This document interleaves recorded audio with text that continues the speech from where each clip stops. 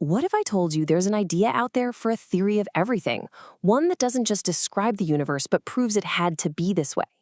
Imagine a single, logical thread that when you pull it unravels everything, from the fabric of space-time itself to the very particles that make you and me. Well, today, we're diving deep into that exact idea.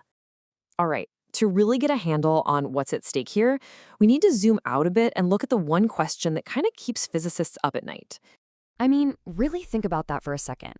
Did we just get lucky? Is our universe just one of countless random possibilities, where all the rules were set by some cosmic roll of the dice? Or is there a deep, fundamental logic that means it couldn't have been any other way? You see, our best theories, like the standard model of particle physics, they work beautifully. I mean, incredibly well. But they have this little secret. They all start with a bunch of just because assumptions. We have to manually plug in things like the existence of an electron or the strength of gravity. Everything sort of hangs from this unexplained hook. But what if there is no hook? What if the universe can actually hold itself up? This is where a bold new idea comes onto the scene, one that proposes a single principle to replace that entire hook.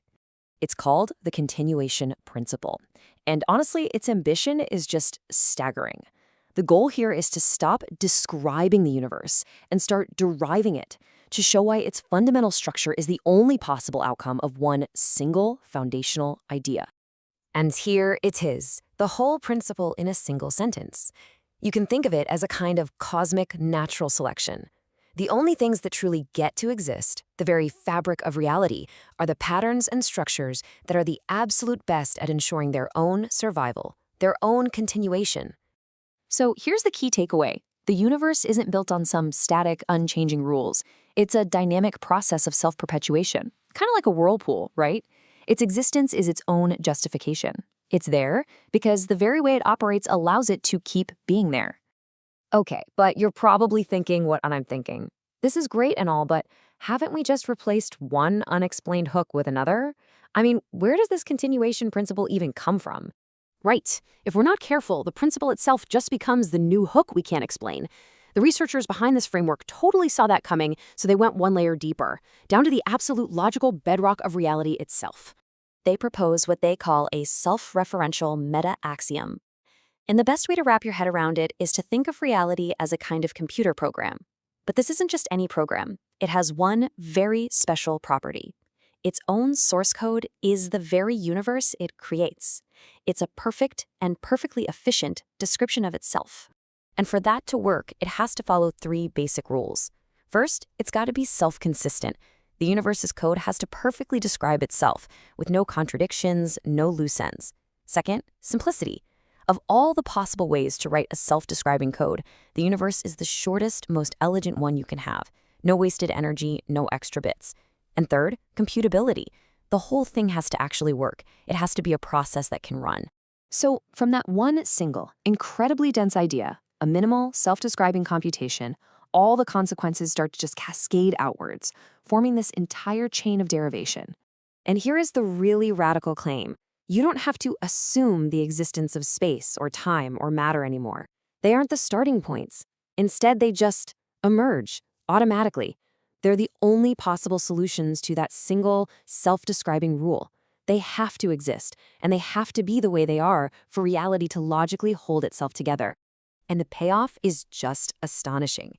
Things that physicists have spent entire careers measuring and plugging into equations as fundamental constants, well, here, they're derived results.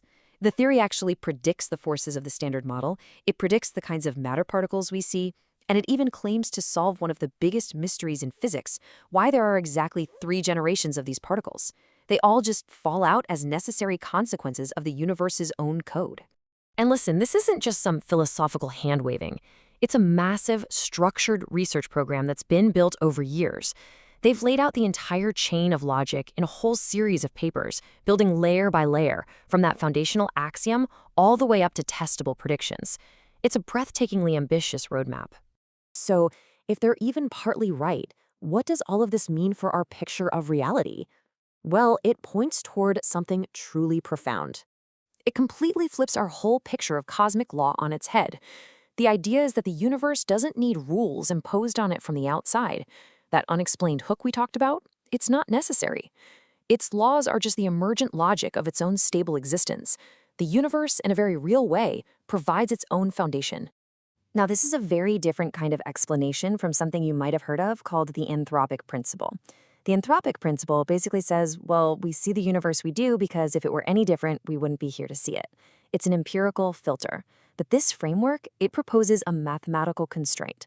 The universe isn't the way it is because of us, it's the way it is because it's the only way it can logically exist, completely independent of any observers. So how much of this incredible chain of logic is just a wild idea?